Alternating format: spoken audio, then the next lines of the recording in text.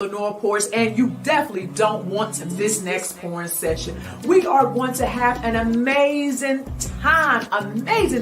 We're going to talk about a variety of things. So make sure that you like and share this porn session. And not only that, if you're on Facebook, tag a few of your friends. If you're on other social media platforms, send the link to your family and friends. I'm telling you, the sessions that we have, they are empowering, they're motivating, they're inspiring, and they're life-changing. Again, make sure that you share this upcoming podcast. Take care. Good evening, everyone, and thank you so much for tuning in to tonight's podcast, Porn Session. I am super excited. I have a phenomenal guest, none other than Yalonda Barton. Say hello, Yalonda, to everyone. Hello, beautiful people. Thank you for having me. Thank you for coming. Good stuff. So, Yalonda, what was that? I said I can't wait to chat. I know I am really, really excited to have this conversation with you on tonight. And I'm sure the audience who are tuned in, they're going to be excited as well. And Yalonda, guess what? We already have people who are tuned in. They're already hearting us. Listen, while you're tuned in, go ahead and share this podcast. When I tell you it is going to be super amazing, super dope, bombastic, whatever adjective that you want to use to describe tonight's porn session, you are going to get just that. So we do have some people who are tuned in already. Irvin Ford is on. Hey, do you know Irvin, Yalonda? Yes. Hi, Irvin. Awesome. Thank you so much for tuning in. Brianna is on. Good evening, Brianna. Thank you so much for tuning in to tonight's podcast. Yes. If you are on YouTube, share the link with your friends and family. If you're on Facebook, go ahead and share the link as well. Let's see who else is here. Oh, my mother-in-law is here. Good evening, Miss Jackie. Thank you so much for tuning in. I like to call it mother in love. Hey, mother in love. Yes. Most definitely, Yalonda. Also, Sherry is here, my sister. She said, I'm in here. Yes, we had a busy day today, but she is here. So, hey. Also, Tanya Chavis, she said, hey, BFF. Hey, Misty. Thank you so much, Tanya, for joining us. Irvin put laugh out loud. Shanita is on. Hello, Shanita. That's my godmom. Hi, Shanita. Okay, godmom in the house. Yes. Jay Dwayne Garnett, the one and only, he is here. Hey, Jay. Thank you so much for joining us. Mabel is tuned in. Hello, Mabel. Good evening. Mabel. Thank you, Mabel, for joining us. Again, if you're watching, Mommy. it's so simple. Just click that share button, send us some hearts, and we want you all to get engaged on tonight. So we want y'all to talk to us on tonight, ask questions, and we will be able to provide you with feedback. All right, Nicole Fleming. Hi, mommy. Hi, daughter. Oh, that's your daughter. Thank you so much for tuning in on tonight, Nicole. Latoya is on. Hey. Yes, that's Sam. Hey, Latoya. Girl, you got a fan base join in on tonight. Yes, I love it, Yalonda. I love it. So, Yalonda, how was your day? I'm sure you had a busy day and you're probably just trying to woosah. So, how was your day? Honestly, my day was really good. Look, I do what I do and I love what I do.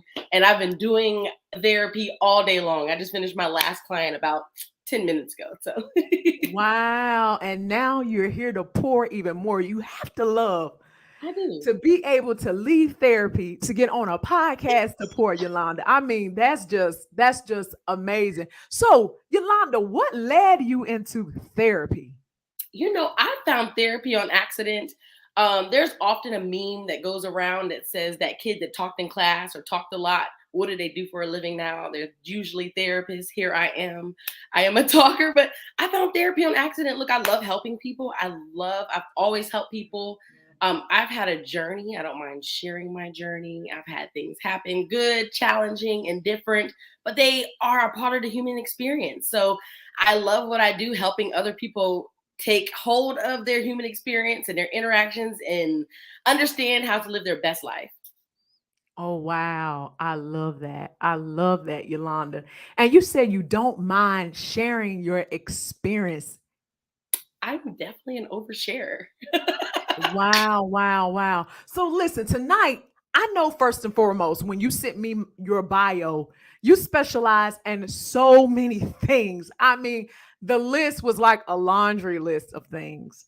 So I know we won't be able to cover every single specialty of on tonight, but we definitely want to kind of dive into relationships Let's because talk. relationships, Yolanda, as you know, as much as I know, they can be very, very, very complex. And we know that in this life, we're going to be in a relationship, whether it's marriage, whether it's, with a mother, with their children, a father, and, their children, parents with their children, what have you. We are going to be in relationships. Yeah. So, just to begin, what is something that you really enjoy when you're working with families? We're going to start with families first. Okay.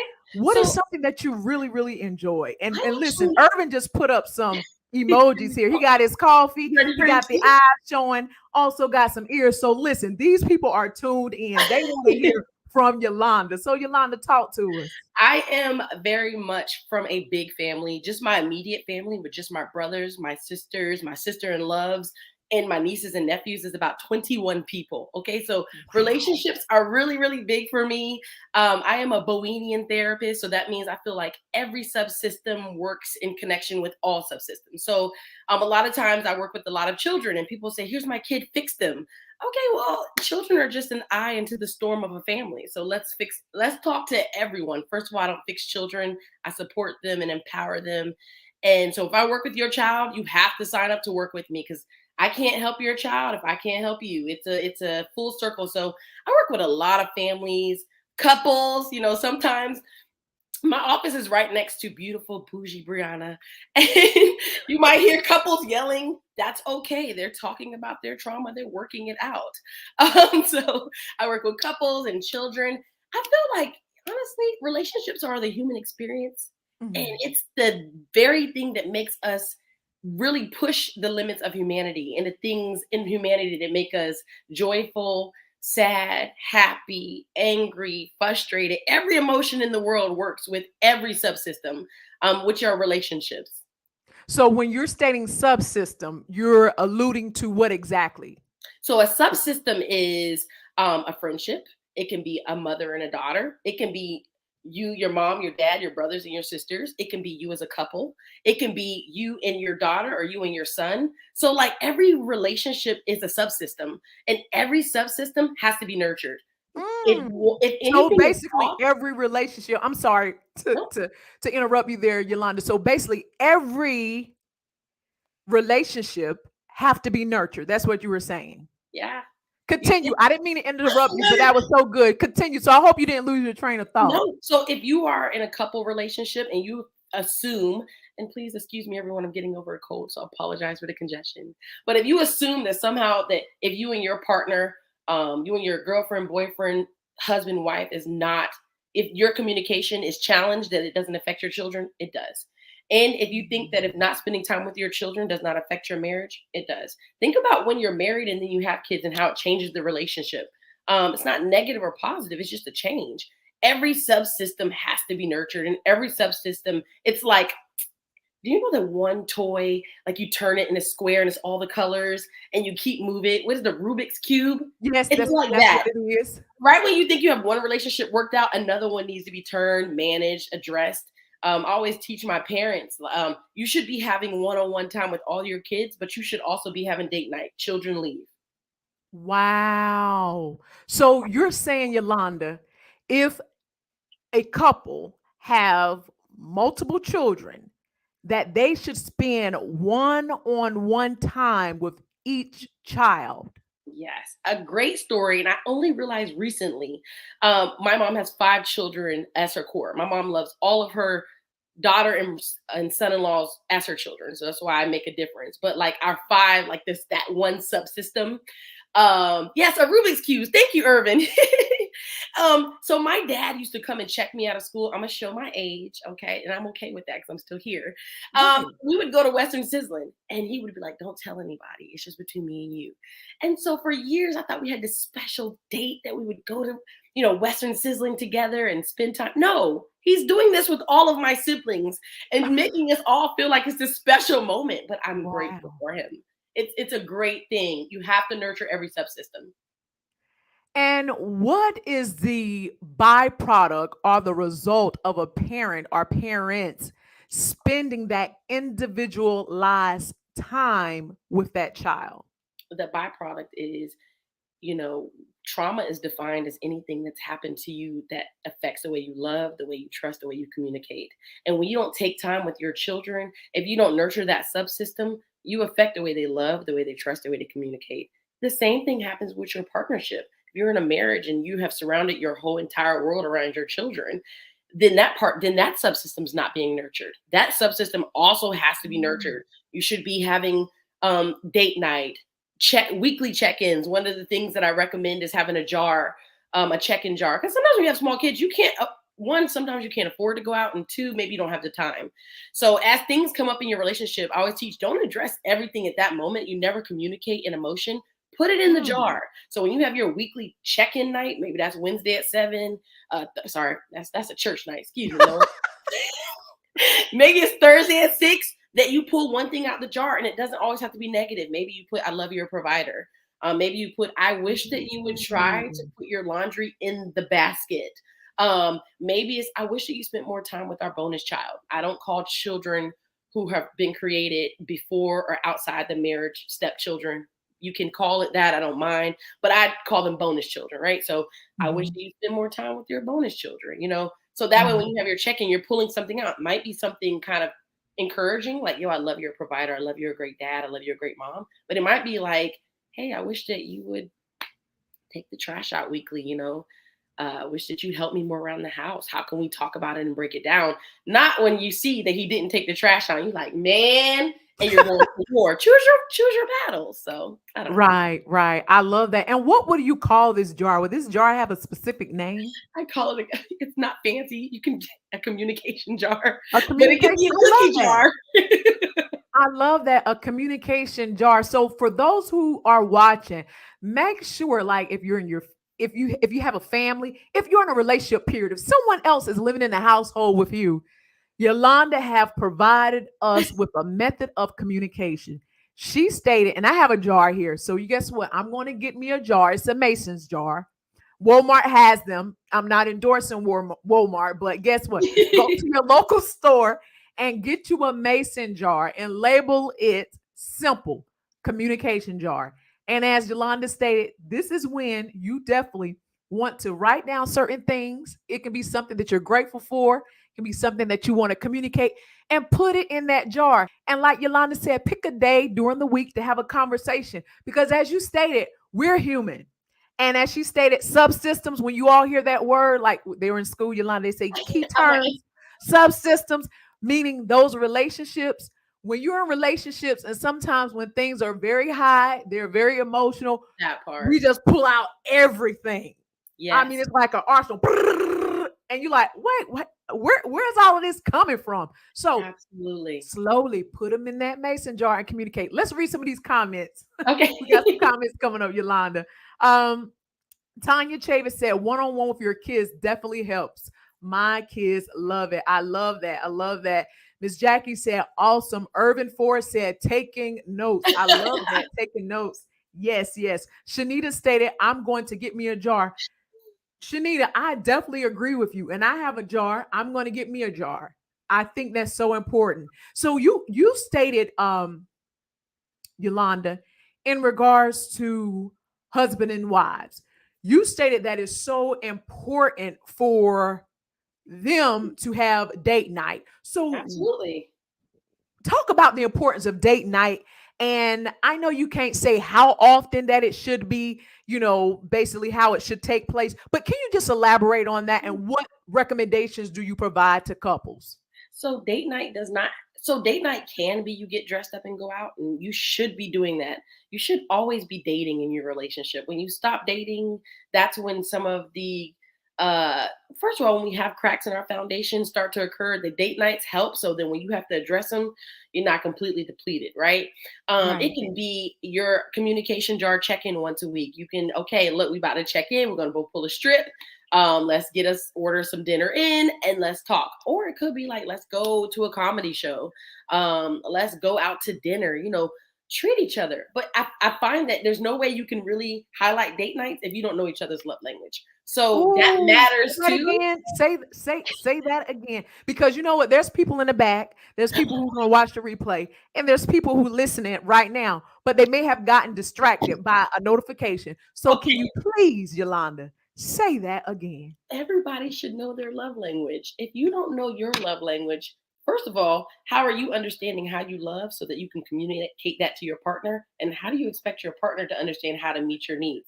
My love language, and so there's 5 different love languages, and that can be different ways. Of course, there's a traditional book. You have your, acts of service, quality time, physical touch, words of affirmation, gifts, those kind of things. My love language is acts of service and quality time. So when you take the trash out, that shows me you love me. When we Mm. have a movie night in the house watching TV, that's love to me. Going out to dinner, I love to go out to dinner. That's love. But my husband's love language, that's not his love language. His is words of affirmation and gifts. So he likes to receive things. He likes to receive compliments. He wants you to tell him when he's getting it right. So that's not my love language. Hear this, people. Sometimes we love the way our language is. So if your love language is quality time and acts of service, that's generally how you love. But if your Mm. partner has a different love language and you're loving them in your language, that's a disconnect. You need to know your partner's Ooh. love language so you can love them in their language. So that's how you can also plan date nights.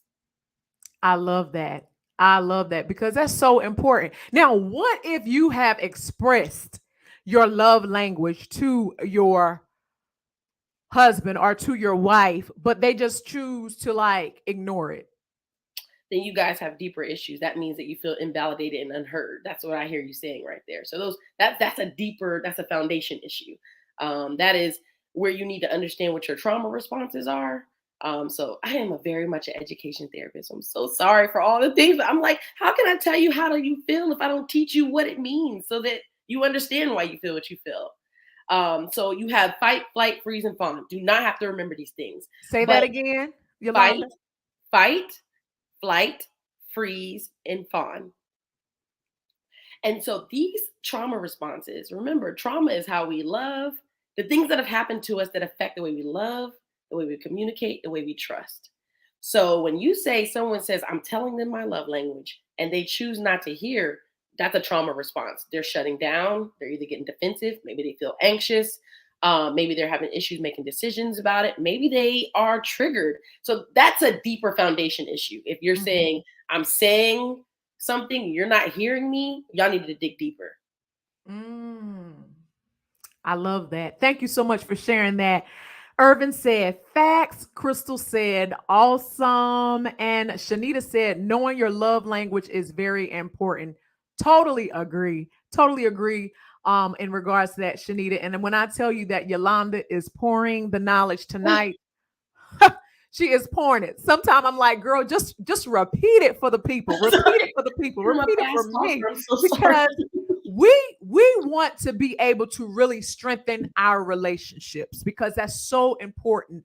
A lot of individuals are struggling, Yolanda, to Yeah, strengthen their relationships, whether it is a father and his children, a mother and her children, a husband and wife, vice versa.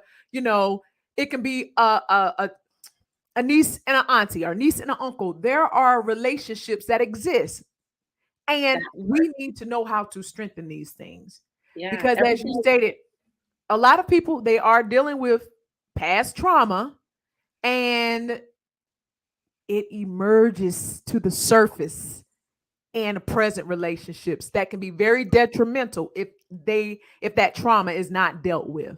Yeah. So talk about the importance. Cordell is on. Hello, Black people. Hello, Hey, Cordell. Maria. Hello. So talk about the importance in addressing trauma. How Oh, important is it for speaking my all of us to language. address trauma? And you defined trauma earlier, but I want you to kind of dig deeper, and then we're going to get back to this relationship thing as well. We would think trauma and relationships don't go together, but they 100% go together. I am a trauma therapist, so I love to talk about trauma and teach about trauma. And if you don't understand your trauma, then you're a walking trauma response. So you're walking around Ooh. always fighting, you're always walking around anxious, you're walking around shutting down, you're walking around people pleasing. You need to understand your trauma, or you're projecting a lot of your stuff in your relationship. That can be your partner, or that can be your children, or the cousins, brothers and sisters, Mm. Mhm. friends. You ever met that person? They're always the people who, no matter when you get together, conflict arises. They're always the one that's offended. They're going to war about things. The spade, I always say the spades, the spades game hadn't even started, and they're already crying and fussing. Right? Wow. You need to understand your trauma. And remember, trauma is anything, and it doesn't always have to be bad, right? Trauma is anything that has happened to you in your life that affects the way you communicate, the way you Mm. love, the way you respond, the way you trust. That's all trauma is. Wow, wow. So if you are dealing with trauma, you need to identify that trauma and you need to begin to heal because as she stated, and as I know, that if that situation is not dealt with, it just lays, as they say, stagnant until a situation occur and it emerges. Yeah. So that is so good to know. That's so good to know. So Yolanda, I was in a conversation the other week with this young lady. Literally, I asked her, I said, well, how did you and your husband meet? And she said, oh, we met at a grocery store. And then Oh, she said, well, let me just be honest. Let me be honest. And I'm just having real talk here. She said, let me be honest. I was married when we met. And I was like, okay, okay. She said, I'm going to explain the situation. She said, her husband was in a profession where he drove trucks. And she said that she would try to have conversations with him. And then going back to what you were saying earlier, having the date nights and things of that nature. And she said he basically was like removed from the relationship. yeah, And she felt like she was basically by herself. And before she met and married this man, even though she said she met him in a grocery store, she had started talking to someone else, and that person kind of introduced himself as a friend. And she said, "Oh, we can just be friends." But then it got stronger mentally with them. But long story short, the first person that I said that she kind of like built this mental relationship with, she released that individual, but she found this other gentleman that she said she met in the store, okay. and they end up, I don't know what all transpired, but they end up getting married because she said she just felt like she wasn't being heard. She felt like she wasn't being loved. She was expressing those things and she got out. And You she know, felt like because of his profession, there were other things that was taking place. Now, again, I know we can't really speak on the situation without having all the details, yeah, but talk about again the importance of feeling love, feeling like, hey, we need to communicate, we need to do more things yeah. together. Because if not, sometimes people have in their mind, well, maybe I can, which we know is not right. I'm gonna tell y'all scripture wise, just let you know that's my disclaimer. But I'm being real on what happens with some people. They feel like, well, I'm going to talk to this person because this person is showing me attention. Yeah. This person is giving me compliments. And that's what she was saying. He never gave her compliments. He never, really spent that time with her. And she felt like, what's the use of me being in this relationship? There's two I know parts that to was that. long. Sorry. One of those parts is that when you don't have like check-ins, and you even, so I don't know how they met. They might have met and their foundation wasn't solid. That's why the dating period, when you become friends, like best friends, it's very important. It's actually more important than sex. It feels like that would be more important, but it's like a triangle. It all goes together. And Mhm. if you meet and it's a trauma bond, or intimacy came first before you got to know that person, the cracks are already there. So then Mhm. when the distance happens, when the lack of communication happens, the disconnect grows. So that's bigger. But on the flip side, it sounds like she has some unmet needs. So we think it's not childhood, but a lot of times it is. Saying a lot of Mm. times, I need to be heard, I need to be seen, that's kind of a childhood thing. So I very much Wow. teach, like, when we are always have our child version of ourselves is always within us.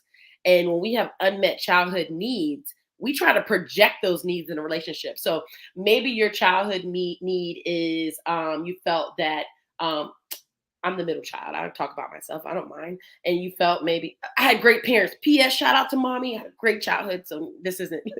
But say like my childhood need was I felt invalidated or unheard. Well, when I go into a relationship, I'm very going to be screaming all the time. Hear me, see me.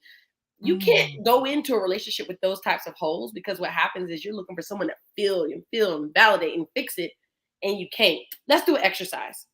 Okay, everybody on the line. I know this is not therapy. I am not your therapist. If you feel triggered in any way, please, please, please take breaths, walk away. I never want anybody to feel traumatized, right? But I want everybody to close their eyes. If you're home, in your living room, in your car, if you're driving, don't close your eyes, okay? Don't. I want you to picture your childhood version. Does everybody see who they are? Like literally picture who you are as a kid. See that person sitting, right? I want you to identify one thing that you felt didn't work for you. That doesn't mean that your parents weren't great, and it doesn't mean that your parents didn't have challenges. It means that every single person has something in their childhood that they feel they miss. So that might be time, love, attention. Everybody put in the chat, what is the thing that you lacked that you feel like in childhood you wish you had more of? What is that one thing? Yes, please put it in the chat. And I'm going to read this comment. I always say you have to have a friendship as part of the foundation. Yeah, C.R. value Wicker best Johnson. friends. Yes, I love that. Love that. I love that. What is All that right. thing that you Give as a them child you instructions look again, for? Yalonda. Self-esteem. Thank you, Cordell. Yes. What is those things in your childhood that you feel like you didn't have? It could have been from your parents, from anybody that you sometimes really you think about today. It still kind of sticks with you. What is the things that you feel like you could have had a little bit more of? Could have been attention, hugs, physical touch, quality time, more words that said you were encouraging words that you're amazing or that you're loved. Some people have not heard that they were loved in childhood, by the way. So think of Yeah. one thing that maybe you wanted more of as a kid. Come on, y'all. Drop those things in the chat. I know y'all watching. Go ahead and drop those things in the They're like, chat. I hope my mama not watching. It's not negative. It's gonna be a good activity, I promise. Yes, Irvin said quality time. Love that, Irvin. Okay, there's 16 others on here, and some just probably are watching as the podcast is featured in their timeline. But Thank go you. ahead and drop those things in here. This is just your beginning your path to healing. So listen, y'all are getting like some free sessions tonight. So take advantage of these things. CR Wicker Johnson says stability. Oh wow. That was a good Stability. one.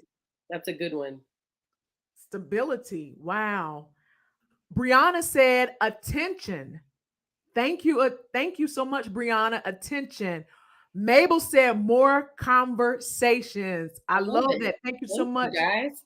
Mabel. Good evening. Good evening, Roger. Thank you so much Roderick. for sharing. So we're going to kind of, for the ones who did participate, and I know some other ones watching, but y'all can still drop it. So I Drop want it in you the to chat. think about self-esteem, quality time, those things. How does that affect your current or past relationships as an adult?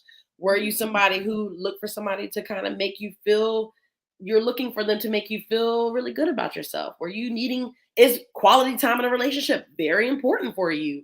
If money feels or stability can be money, but it can also feel like I know her. We're military, so sometimes we move a lot. So stability can also feel like that security, like where you live is where you live. And sometimes it can be finances. So when you get in relationships, what happens is a lot of times we project that into our current relationships or our past relationships as adults. We're looking for them to kind of, and it can be triggering. So anytime maybe like, maybe financial was one of your things, right?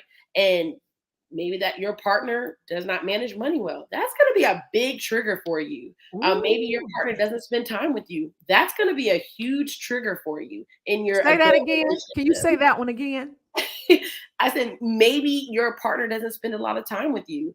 That's going to be a huge relationship. So when you speak about the young lady from before, the truck driver husband, I would love to know what her unmet childhood need was and what she's needing as far as sounds like attention, validity, um, feeling heard, quality time. And so it's gonna hit a lot harder when we're kind of not in tune with what that unmet need is. Wow. Listen, we got some more comments and I want you to elaborate. Yolanda can continue to flow, continue to pour, because we got some more comments. Okay. Individuals drop some things. First foremost, Shay said, I love this. Thank you. Thank you. Tiffany said financial stability and love. Can you elaborate on those two? Yeah, those are big ones. Tiffany, I appreciate your vulnerability and sharing because that's a huge one. If you in your childhood or early adolescence or even young adulthood felt that love or financial stability were things that you didn't feel secure, so that goes into a whole attachment thing, and you didn't feel secure in those things, then when you're in relationships, that's going to be very important for you. Money and making sure that person can balance money, understand your goals for money, they're going to hit, those are going to be important traits. um, Love. Ooh, that's a big one. That's when you don't feel love as a child, or you feel like you needed more love. When you enter in relationships, you're gonna be looking constantly for that hole to be filled. But nobody can fill that love hole but ourselves, God our Father. Sorry, I don't know if that's okay to put that in there. That's really the only one. But if we don't know it, we can't acknowledge it, then guess what? Our Mm. triggers are always going to be flying off. When we feel unloved, we're going to be real defensive. When we think that someone's spending money wrong, we're going to get very anxious, or we might shut down. That's why I said that fight, flight, freeze, fawn. So fight is defensive, right? Flight is anxious. Freeze is that person that shuts down, and fawn is a people pleaser. Those are trauma responses. You're going to be operating in your relationship on overdrive, which could think, who said conflict? Thank you. Yes, it creates lots of conflict. Yes. Yes. And Tiffany said Thank this you, Tiffany. response. She said, I didn't get it as a child. And this is what you were just talking about. And she also stated, yep, they are real reasons for conflict in my relationships. She's being transparent. I She's being appreciate honest. that. You're And if helping people. many others who are on here would drop their stuff in this box, they would be saying some of the same things as well. Tiffany said, you are right. Also, Shanita said, I knew she loved me, but she didn't say it. Wow. Yeah, that's a big one. I appreciate you sharing that. Yeah. Wow. Jackie said, stability, guidance, having to raise four siblings at an early age and raising my child at an early age. Wow. Talk about that. Jackie, first of all, thank you for sharing. That's a big one. A lot of times when we have either multiple children or age difference in children or marriage or relationship conflict and we have children, was remember I talked about those subsystems and how they all affect each other? Well, you're fighting all the time. Your oldest child is going to feel like they got to step up and take care of more. Or if you are not partnered with someone, maybe you're a single mom or a single father, there's nothing wrong with that, but when you have children, a lot of times they feel certain surrogate husband, surrogate wife roles, not in an inappropriate way, but in a way that they feel like they have to be the man of the house or the woman of the house or take care of their siblings. There's nothing wrong with being a great big sister or big brother. But as parents, I don't demonize parents, first of all. Parents love us the best way they know how with the tools they had. So I don't disrespect parents. But sometimes we don't always get it right. There's not like a book that we're like, very good, here's your chip, you got it. But we hey, I gotta go to work, watch your siblings, right? It's not fair to the other kid. It's actually a form of a little bit of neglect, by the way. Mm. In therapy, we teach you to own that, say it, be okay with it. It doesn't mean you and your mom or dad have to go to war, but it means that you got to hold them accountable that they put too much on you as a child. Mm. Mm. Wow. And I know Miss Jackie probably wouldn't mind me saying this or bringing this up. And would this be a reason why she's, feel like if something happens in the family, she has to be there. She is the Oh, I fixer. guarantee Jackie's She has to be present because this is something that she took, as a young child. This is a yes, responsibility. it was That's the word I'm good looking to for. her. It's a part of Responsibility her or task that identity. she took as a young child. Yeah, it's a part of her identity. But what happens is a need for everyone, especially like the oldest sibling in a family, to be okay saying that was too much and that Mm. you don't as adults have to continue it. But it's hard because what happens is just kind of a part of ingrained in you and it's hard to turn it off. And I'm not saying you can't still be a nurturer, But many times nurturers forget to pour into themselves. They put Mm. everybody first. They fix, something goes wrong in the family. They're like, "Can you fix it? Call your sister." And it gets overwhelming for them. And sometimes they don't say it. They're the ones that need to be checked on, actually. Right. So make sure you have lots and lots of self care and be okay to say that was too much. And that doesn't mean that you love your parents more or less. Right. Oh my gosh, that's amazing. I love that. Tiffany saying I'm a whole hot mess. Tiffany is a work in No, you're not. progress. I know Tiffany. You are She amazing, and you Yeah, share and your when you get a chance, healing. Yolanda, watch the first podcast. Tiffany Okay. shares her story. Yes, I will. Thank you, And Tiffany. and it's a magnificent. So with some of the things that have taken place in her life, and I don't know all the things, she just shares some of the things on the podcast. She's a work in progress and she's doing very well. But one thing I like about Tiffany, she have became very transparent, which is to me a sign of her Well, continuing to heal. So I'm proud of her. I'm proud. Tiffany, I'm going to tell you your step to healing and your human journey. It's actually one that I celebrate because you're saying it. You're opening up. It's the ones that say nothing, the ones that hold it really tight, and we call those the fawn. They don't say anything. They avoid conflict. They kind of let fight, flight, and freeze do all the work for them. The anxious people, the defensive people, the people who shut down, those are the ones that we worry about because they're the ones who are living, they're existing and not living. They're not saying it all, they're keeping it. Their trauma is deep, deep. It still hurts them. When you start talking about it, you free yourself. Mm. Wow. When you start talking about it, y'all hear that? That's a whole word. When you start talking about it, you will free yourself. Somebody need to write that down in the comment section. Write it down in the comment section while I read some additional comments here. Sherry said trust is one of hers. Yeah, that's a big one. Yeah, Yeah, she said that's a big trust. one. All right. C.R. Wicker Johnson said, my personal quote, my adult triggers are a result of my childhood trauma that shows up in my children's accomplishments Wow, that's as powerful. triggers for me. It took time to realize that. Yeah. Woo! Look, I know her personally. She is a great mom, a great person, and I love her voice. She's also in mental health too, and Okay. so she's 100% right. When we don't address our childhood stuff, we project it to our children. So, mind you, it could be like our childhood was very traumatic, or maybe we were impoverished. Oh well, so you're gonna be making sure that you're very much like you got to be perfect. We got to get it right. We got to, or on the flip side, you could have had a childhood where my parents didn't fight in front of me, right? So sometimes I didn't hear a lot of fighting. I didn't hear them.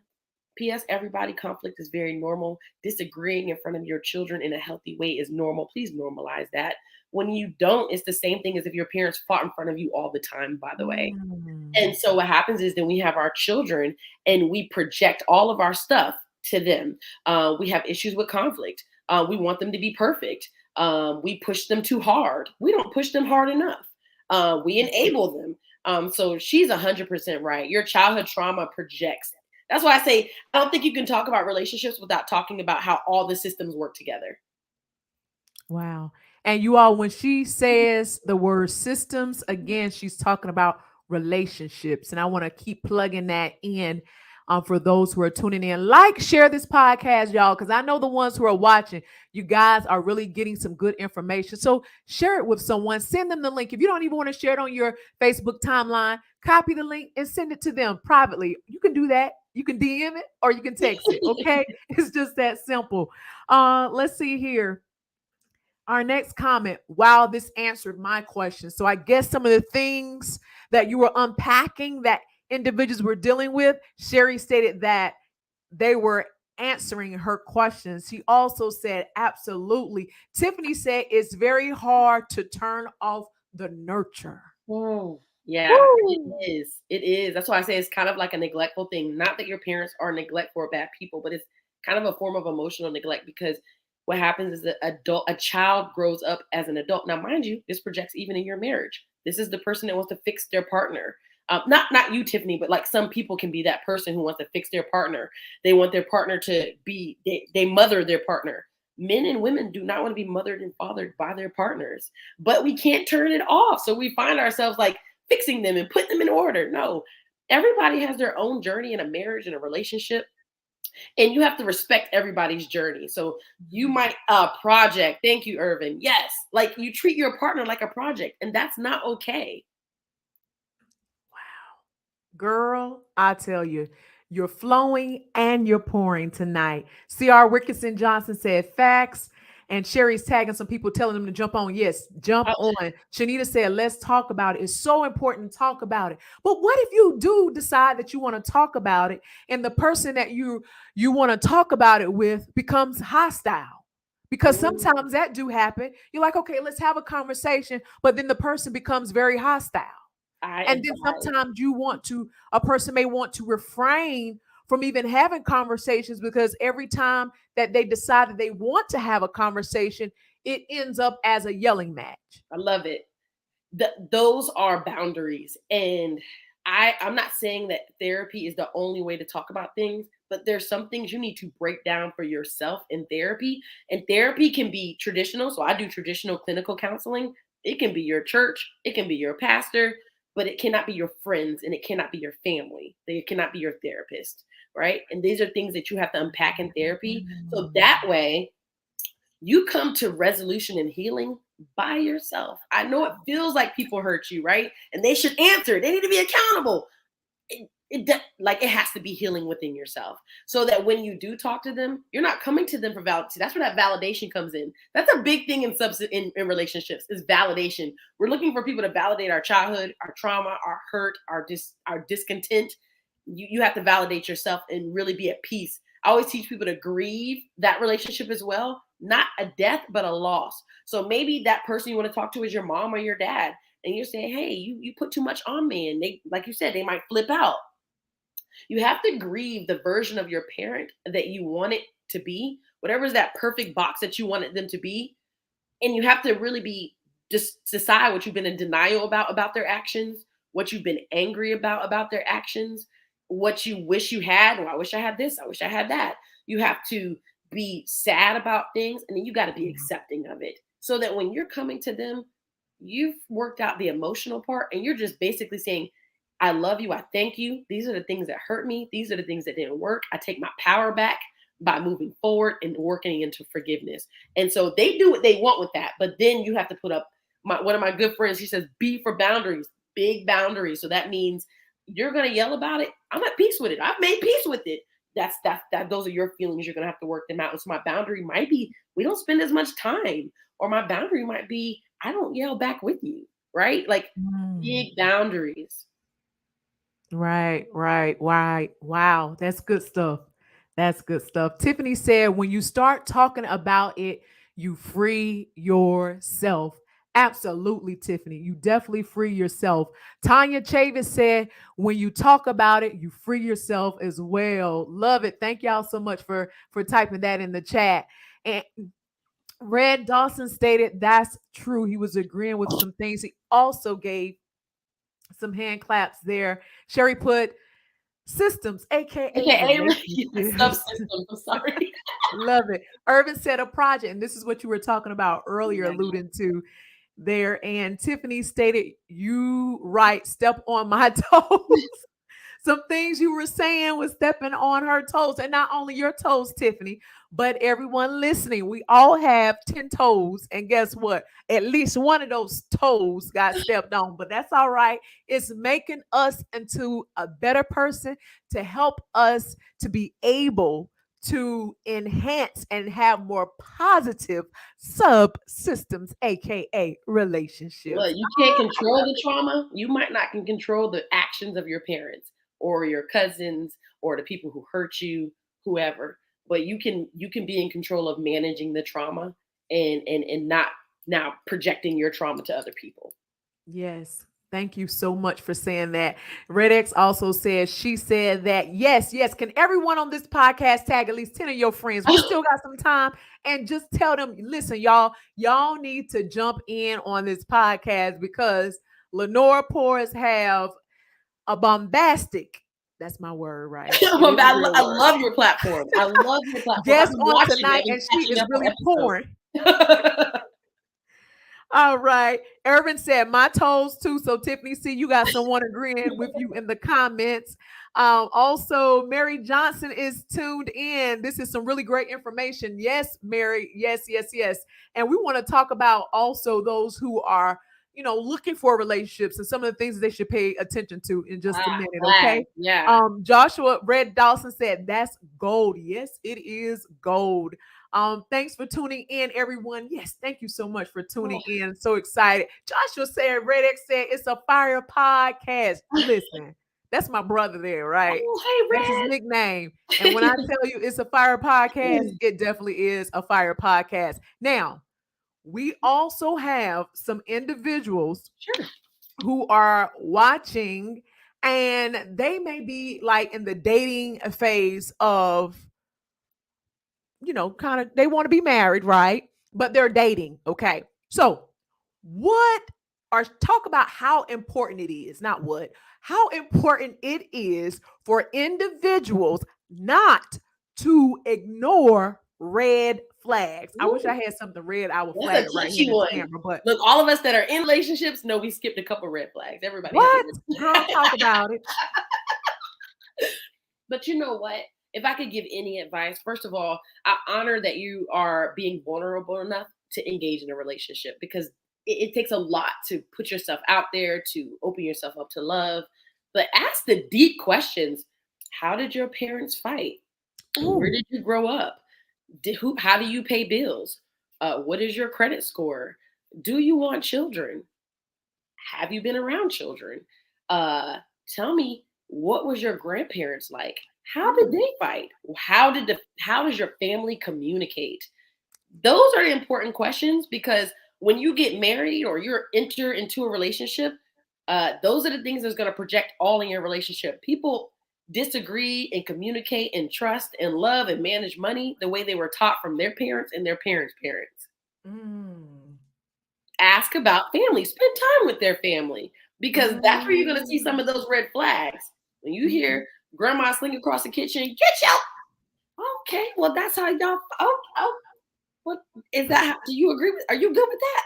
So that way, when you're getting in there, look, I was married very young. My mom, she tried to tell me all the flags were, but I didn't listen. I married straight out of high school, and I And don't you have say your mom what now? Can you say that a little to bit louder?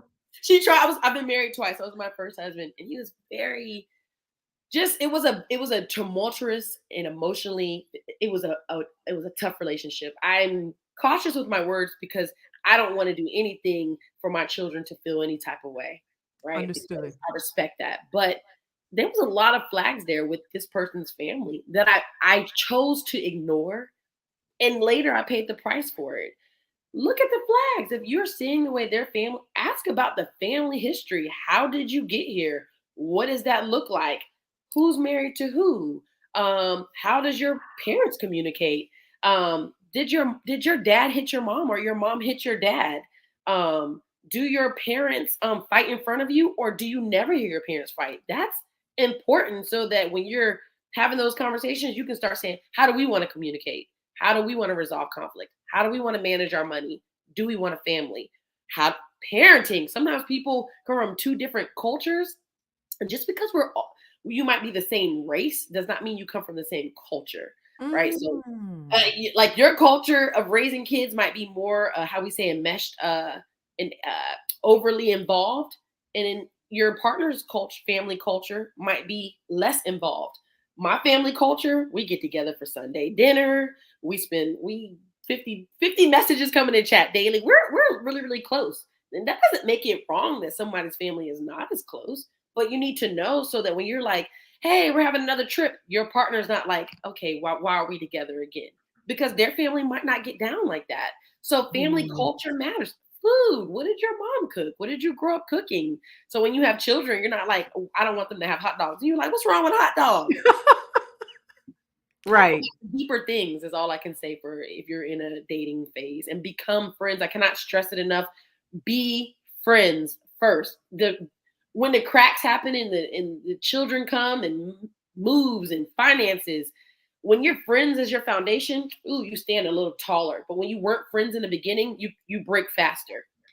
Listen, I just got to put my hand up like this, Yolanda, for a minute, because you basically just told those individuals who are in the dating phase or whatever engagement phase are just the friendship phase. Ask the questions. If Ask you see the this question. person as a potential soulmate, the questions are not just what's your favorite color? Where Yes. you want it? What's your favorite food? Yeah, that won't keep you in a rented What's your place. favorite movie? What kind of car? What's your dream car? Where do you think you Yes. want to live? Honey, Yolanda just told you those are not the questions to ask. You Yeah. heard it, so you just got to watch You the replay if you want to hear it again, because I can't even list all of them. and, But that and part about list, and how don't let how it tear you how did apart. your mother and father, or how did your parents Yes. handle disagreements? And don't let it tear you apart. Your family Okay, culture can be very different, but remember, when you come into a relationship, you create your own family culture. But just right. choose what worked in that culture and what didn't work, and then figure out what works for you guys as a couple. So that way, you're not like, well, my mama said. I had a friend once. He said, my mom said that women are supposed to stay home, and that if she loves me, she'll do this, this, and this. But his wife was very much like, my mom worked, and P.S. both are okay. A working mom and a stay-at-home mom are both acceptable, but that is still a family culture that matters, and a discussion should be had. So you can say, well, what do you feel about that? Mm. Mm. Woo, that was powerful. Let's read some more of these comments real quick here. Brianna said, I finally get to view Miss Yolanda in her therapist role. And I must say, you were made for this. Oh, You're I love dropping her. diamonds, and she's sending you some love there. Thank you so much, Brianna. Gail Dexter said, you must be friends first. Absolutely. Must be friends first. Because how are you going to be so close and spend so much time with other people, but you don't even spend time with the person that you love? Yeah, Something friendship is is wrong with big. that. Yeah, you gotta have that foundation of friendship. Got to have that foundation. Absolutely. Sherry said, is this statement true? I'm in a relationship with you and not your family. How can this cause problems in the present and future? Wow. You want to Yes. tackle that before I read some more of these comments? Yes, that's 100% true. You are in a relationship with each other, but it's kind of not true, because when you enter into a relationship with someone, you kind of married into their family too. So, yes, you guys are your own. That's why I love the word subsystem. You are your own subsystem, but also their mother and father, your bonus mom, his other bonus mom from the other marriage, they're still a part of the system. And it matters. Do you have to get along with everybody? No, you can have boundaries. But absolutely, yes, you kind of do marry their family too. And it can Mhm. cause problems in your relationship, because if you're the type of person, remember I talked about family culture? If their family culture is like a big family, whether it's toxic, whether they yell all the time, if that's their family culture, they get together all the time, and your family culture is, hey, we can have boundaries and not see each other, but except for funerals and Thanksgiving, y'all are going to fight all the time, because he's gonna be like, well, why we can't go over there? You're gonna have to be able to agree. Mhm. And first of all, please, please, please always validate each other. Never, never validate a person in a relationship. Validation does not mean that you agree with them. It does not mean that you disagree with them. It means that I hear you and I can understand you. That's all it means. I hear you, I understand you. If that's what you feel, I have to accept it. That's all validation means, and validate them. Look, I understand you love your family, but when we go there, they fight all the time, and that makes me uncomfortable. My trauma response, that's why you got to know what yours are. My triggers is that when I hear people fighting, or people not fighting, or Mhm. whatever is your trigger, and or I feel like I don't see people showing love or too much love, I'm overwhelmed. I'm anxious. I shut down. If this is So the when go go ahead. ahead. So when you're in the conversation, you're talking with someone, should that individual ever, when you saying validation, that doesn't necessarily mean you have to agree with them, No. but to if a person utilize terms as, that's stupid, or that's being petty, or that's dumb, how do you, what is that saying when a conversation is being had, but yet those some of those words may be used. Yeah, that's we call that gaslighting. It's actually a form of emotional abuse. And when somebody, every time you say something, the person, I don't care if you say, honestly, I want to live on Mars. They're like, you're so dumb, you're so stupid. You're invalidating that person and you're making them feel small. And when a person feels small in a relationship, the relationship is no longer about two people walking in a journey together side by side. It becomes about one person beating the other person down and the other Mm, person accepting that. That's actually emotional abuse. That's not okay. You don't have to agree, but you have to validate. And if this, mm, like, I want to live on Mars, I validate that you want to live on Mars. I can hear that that could be exciting. It's not where I want to be. That's not what I want, but I can validate that that's your desire. mm. Validation is very important. Think about a lot of the arguments that people have. It's because you feel invalidated. You feel like what you said didn't matter. When you decide where you're going to live, maybe you want to live in Kentucky and he wants to live in California. And he's like, that's dumb. We're going with my mama. We're moving to Kentucky. Or I'm going with my job. We're moving to California. Well, right there, you felt invalidated. You felt like what basically you didn't matter in a relationship. How is that healthy? How does that grow? That's cracks in the foundation. Right. Now you mentioned the term gaslighting. Some individuals who are watching may Oh yeah. not know what that term means. So So can you explain? And then I'm going to read through some more of these comments that are coming in. so gaslighting is a form of emotional abuse. And a lot of times when we have been gaslit before, we gaslight other people. My husband loves to say, stop fire starting me. I wish I never told him about it. But gaslighting is like where you blatantly lie about something. You make the other person feel guilty for your feelings. Mm, You're constantly blaming the person for everything in the relationship. You are manipulative, emotionally manipulative of that person. So you make them feel like you want to live on Mars. Gosh, you're really dumb, aren't you? Did your mom? That's manipulation. That's emotional manipulation. Or, wow. oh, you want to go to your mom's house? Huh, yeah. So, like, are you like like something derogatory? You make that person feel small, or in the Right. relationship, you make them feel like they're dumb to ask the question, or you blatantly lie. I did not go to the store and rob a bank. And you're like, but I see you rob a bank. I promise you, I saw you you rob. I didn't. I didn't. You didn't see it.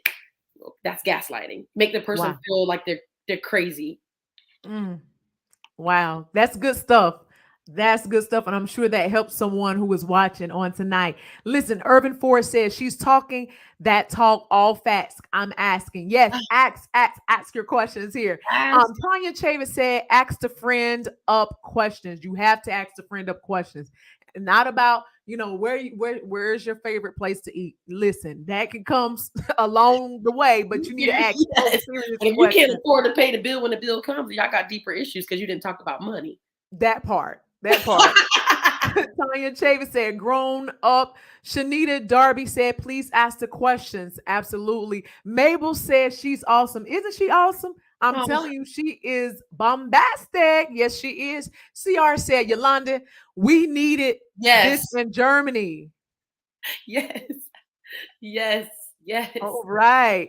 All right. Sherry said, how long should you date a person before knowing to continue the relationship or let it go? Ooh, Sherry, that's a good one. Look, there's no timeline. That's like with parenting and marriage. There's no book, there's no pill that's like, this is the answer. You need to be able, a great friend of mine, Miss Lissa McCormick, she's another clinical therapist. She taught a lesson one time on when to walk away, when to know that you've met, this is everything that you've done has been maxed out.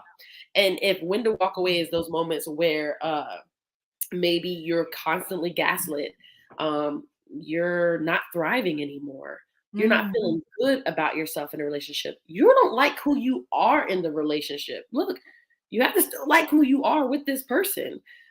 There's times that you might have to let it go, mm, especially when you're in a dating phase. When you're married, I honor marriage. I don't tell people, I take that very serious. I mean, if you choose to divorce, I don't have an issue. I'm not judging you, but I honor that bond. And so it gets a little bit more complicated when it's time to think about red flags. But when you're dating, you're at a place where you can say, ooh, I care about you. I wish the best for you, but I don't know that I like who I am with you. mm. And so that can be day 3, and it could be 2 years. That's go to therapy. You talk it out for Right. sure. Talk Right. to your pastor. Go to premarital counseling. That's nothing. Look, y'all, And therapy. go to marital counseling after you Oh, get yeah. married. Okay. Therapy, couples therapy is not a sentence or that somehow you're not getting it right. It's literally like going to a dentist appointment. It's gonna tell me no screen time for calls. Sorry, no screen time for calls in the office. No, Alexa, you're fine. You're okay. You're okay. We have no screen time after 8. Okay. But therapy is just like a check-in. Therapy is literally like you go to the dentist appointment and maybe you just have a cleaning, or maybe you went to the dentist and they saw a watch area, so maybe they got to dig a little deeper, or maybe you have a cavity, oh, we have to dig deeper. That's all therapy is. It's just a check-in. It does not mean your marriage is broken or that you guys have issues, or that's not what it means. It's just a check-in. It's just like, let's make sure that we don't get to a place where we do have cracks. Yes. Yes, yes, yes. So go to therapy. You can have Jesus and a therapist. Oh, you can have both. Oh, yes. You can have both, honey. God created us. God created therapists, so you can have us both.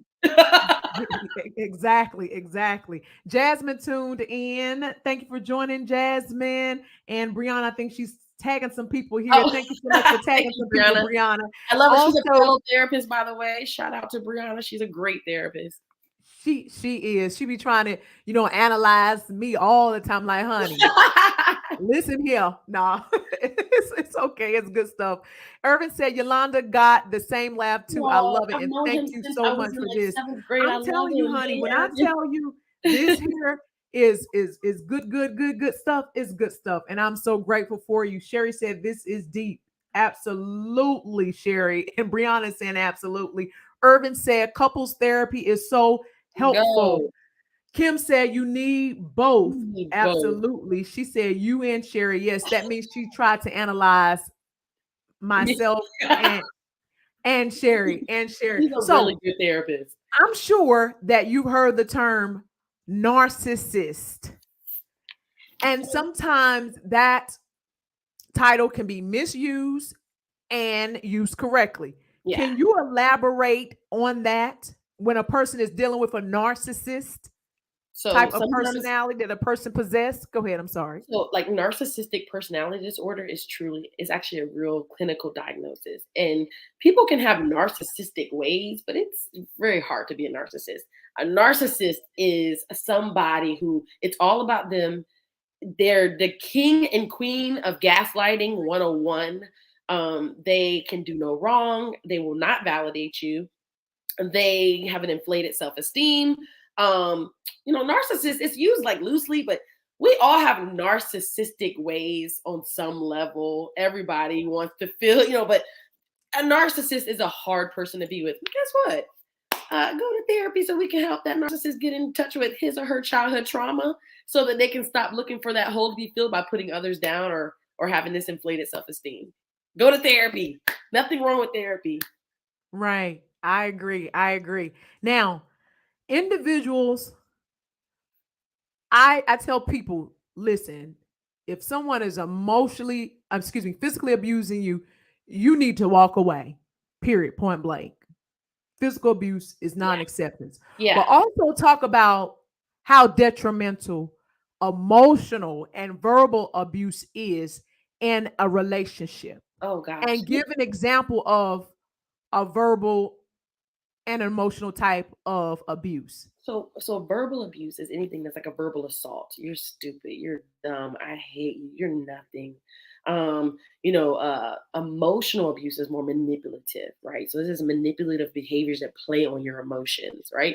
And physical abuse, it can be sexual, it can be physical. It's where you're not okay with the interaction. I don't care if somebody slapped you. That's still, it can be abusive. And a lot of times, the emotional abuse, it comes before the physical abuse. Sometimes they kind of like groom you so that when they start hitting you, you almost feel sorry for them. You're almost like, well, they didn't mean it, and they've had a hard life, which is why I tell you guys, when you're dating, how did your parents fight? Have the conversation, because generally people who hit in relationships, they've observed it. That's why I'm a big advocate of understanding. I teach a lot about childhood trauma because it is absolutely projects in our adult lives. Emotional abuse is actually the worst one because that stays with you here.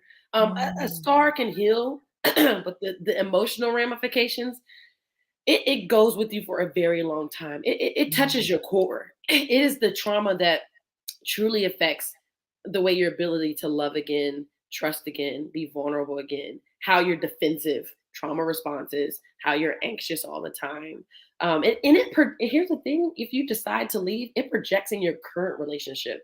You might have thought that that person abused you 10 years ago, and it's not bothering you until you get in a fight and you're flinching, or you get into an Mhm. argument and you're never going to let anybody feel you that way again. So then you're overly defensive in a relationship. You shut Wow. down quickly in a relationship. You are quick to cut ties. We call it social thinning. Oh right, this isn't working. I'm out. You're quick to walk away. Um, Abuse is serious. It's really serious, and I honor you if you are in something like that. You're in a verbally abusive relationship, in a physical abusive relationship, and you're not sure how to walk away, or you're not sure if it's time to walk away. Go to, talk to your pastor, in counseling. Go to clinical regular counseling.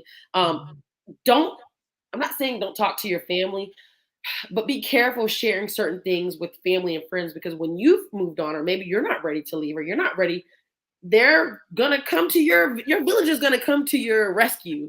And when you're ready to reconcile, or you're ready to walk away, or you're ready to stay in it, and they're like, wait, this is crazy. Yes, it is crazy, but people have to be ready to walk away. You Right. have to get to the point where you're there. It makes the stress even harder. But if you're in a physically abusive relationship, look, you don't deserve it. You're better than it. No Mhm. one deserves to be hit on a regular basis for there's no excuse. I don't care if you came home late. I don't care if you didn't cook dinner. I don't care if you smiled too hard. Nobody deserves to put hands on another person in a relationship. And your children are watching.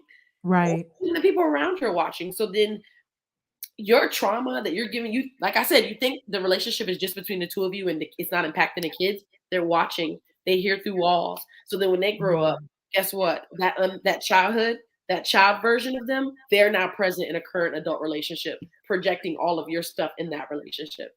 Wow. Wow. Yolanda, that was good. That was so good. Sherry even said, wow, this is so powerful. We need a part two. We do need a part two. We definitely do need a part two. And we will have a part two, Yolanda, because we can't cover everything Oh, tonight. I honor you Um, guys. I don't know it Brianna said, all. We call it cultural humility. So that means I know a lot about relationship culture, but I don't know it all. But I'm always open to learn more. Always, I'm right, always, and you teach me. My clients teach me, and I'm always so like I honor you. Thank you.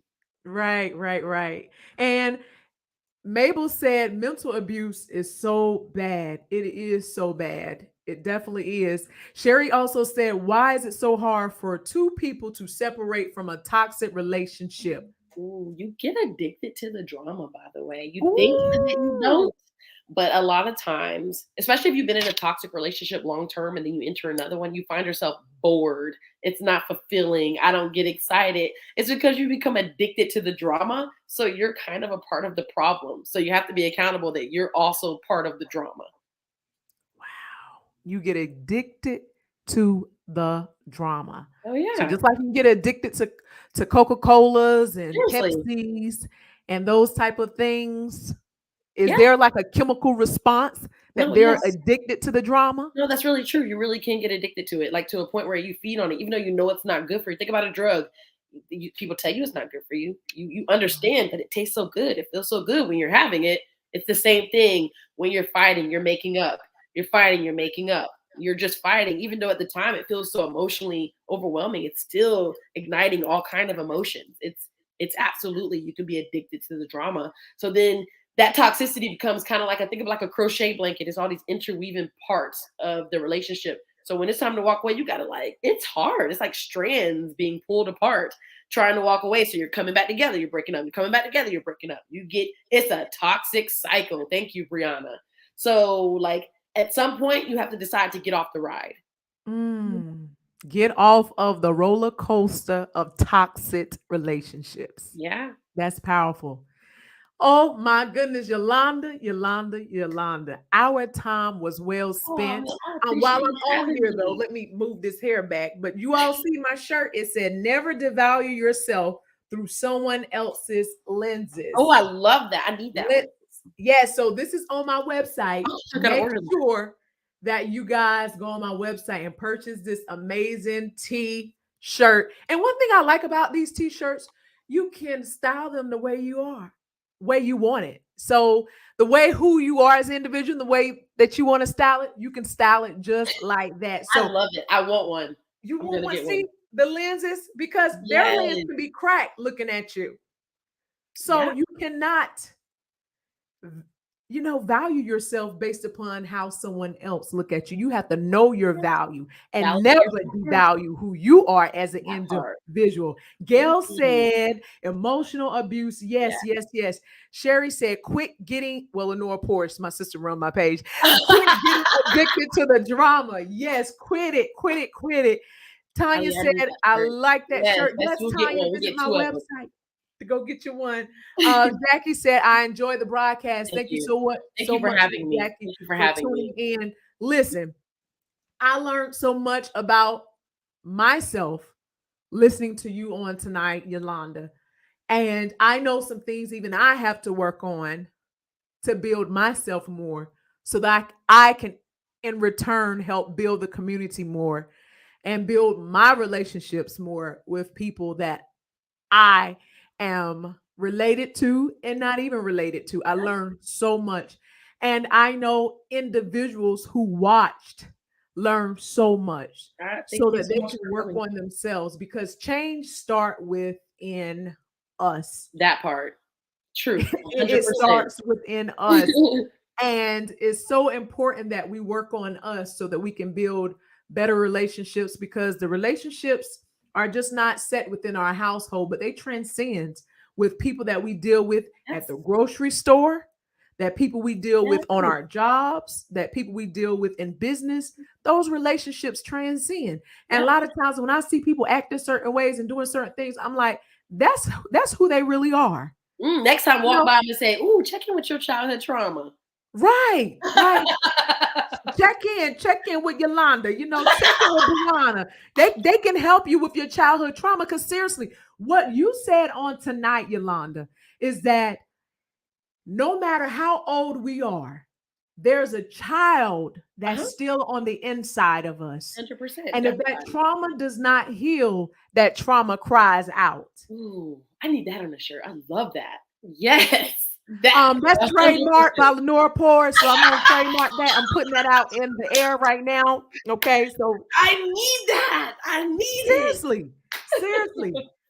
I mean, goodness gracious, it was powerful. C.R. Wicker said, definitely sharing. My brother is on. E. Oh, what up, Baker Derek? Stevenson from Hi. YouTube land. He said, great conversation. Thank you so much for tuning in, Eric. Mabel said this was good and much needed, because one of the things Mabel said earlier is that one thing that she did not get was conversations. Ooh, yeah, yeah, yeah. And that's important. See, that's Conversations. a big one.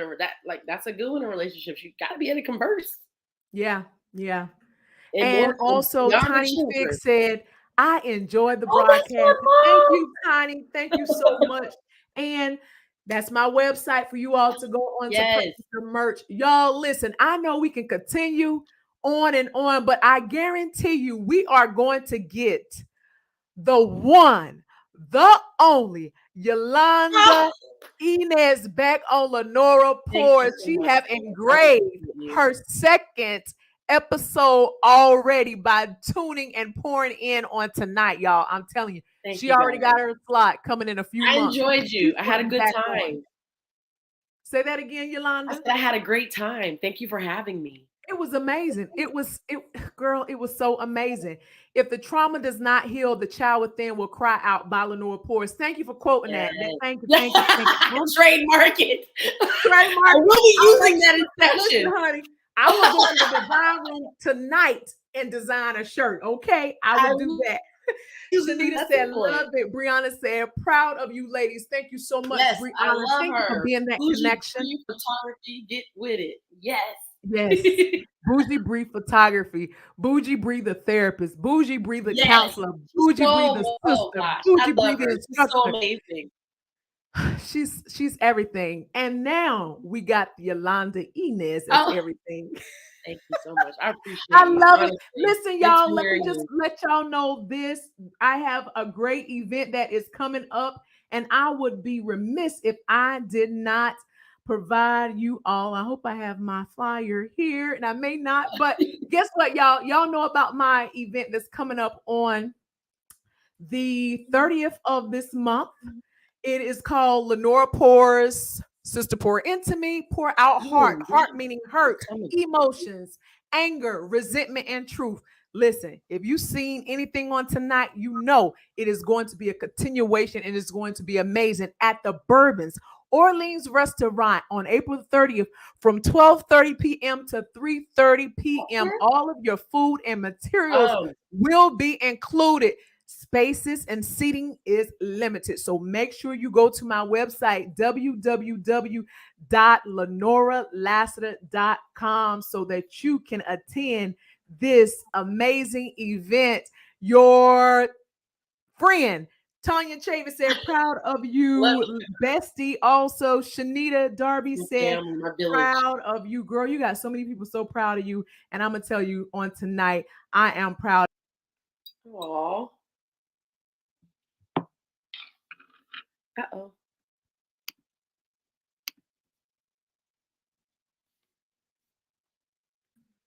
All right, everyone. Until next time, you all take care. And thank you again for tuning in to Lenora Pours Pouring Session. I love you guys. Take care. Bye. Thanks for tuning in. Hang on, okay? I hope that you enjoyed tonight's pouring session as much as I did. Listen, please share with your family and your friends. And if you want to find out more information about Lenora Pours, please visit our website, www.lenoralassiter.com, to find out how I and our team can partner with your organization or to partner with you. I look forward to hearing from you. Until next time, remember, you are born for a purpose, and that purpose is to pour into the lives of others.